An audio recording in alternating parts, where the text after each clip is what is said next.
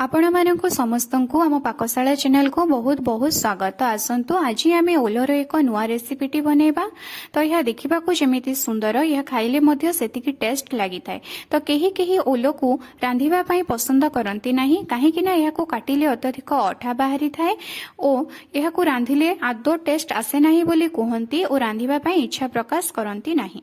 तो ये ओल रेसिपीटी बनैबा पई प्रथमे मु ओल गोटे नहीं जाइछि। ओल एही भली मोटा मोटा साइज रो आसी थाए नहेले पतला लंबा बा बाड़ी साइज रो मध्य आसी थाए। तो ओल को काटिबा पई प्रथमे मु हाथ रे टिके सोरिष तेल लगै देउछि। एबे ओलर प्रथम भाग और शेष भाग को मु काटी नेउछि। काटी सारिबा परे ओल को मु एबे भल भाबरे चांछि देउछि जहाद्वारा कि एहार चोपा सबु बाहरी जीव। देखंतु एभली भाबरे आपण ओल को चांछि नेबे। आपण छुरी रे मध्य याको चांछि पारिबे। एबे आमे ओल को छोट छोट खंड रे काटी नेबा जहाद्वारा कि रांधिबा बेले हमकु सुविधा हेबो ओ ओल सहजरे सिझी पारिबो।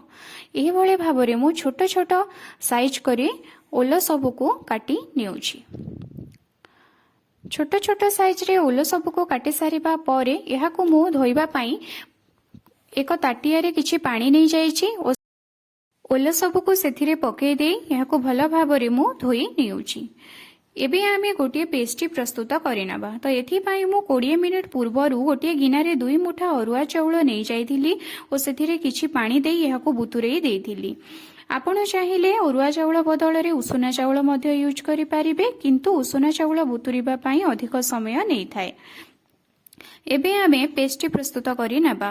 तो एथि पई मु किछि सोरिष ता सहित किछि कटा प्याज ता सहित किछि रसुण एवं ता सहित किछि धनिया एवं जीरा नै जाइछि। एबे हमर मेन इंग्रेडिएंट जेउटा होछि बुतुरी थिबा अरुआ चाउल को आमे एथिरे नै जिबा ओ या को बाटी देई किंबा ग्राइंडिंग करि देई भल भाबरे एहारो एक पेस्टी प्रस्तुत आमे करि नेबा।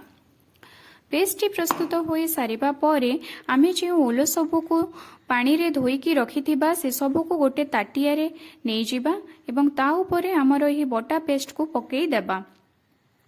पेस्ट पकेई सारिबा परे यहाँ ऊपरे आमे स्वाद अनुसार लूण दे देबा ता सहित किछि हळदी गुंड एवं किछि लंका गुंड मध्य दे देबा। तो आपण जते बेले लूण देबे तो आपण पेस्ट को एवं ओल को देखि एथिरे लूण देबे नहेले लूण कम मध्य लगी पारे। एबे आमे सबु मसला एवं पेस्ट और ओल को भल भाबरे गोळेई नेबा। सबु को गोळेई सारिबा परे आमे यहाकू साइड रे रखि देबा। एबे आमे गैस रे ऑन करी सेथिरे हमर पैन वा तावा बसेबा और सेथिरे किछि तेल दे देबा।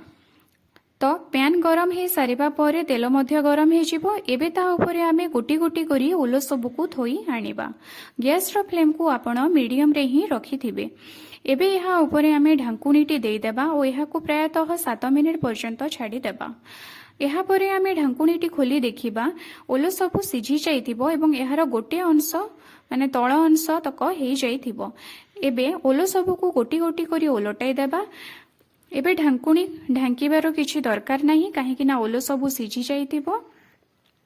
एबे यहाकू एमिति खोला रखी गैस रो फ्लेम को मीडियम रे रखी यहाकू आउ 7 रु 8 मिनिट पर्यंत आमे छाड़ी देबा।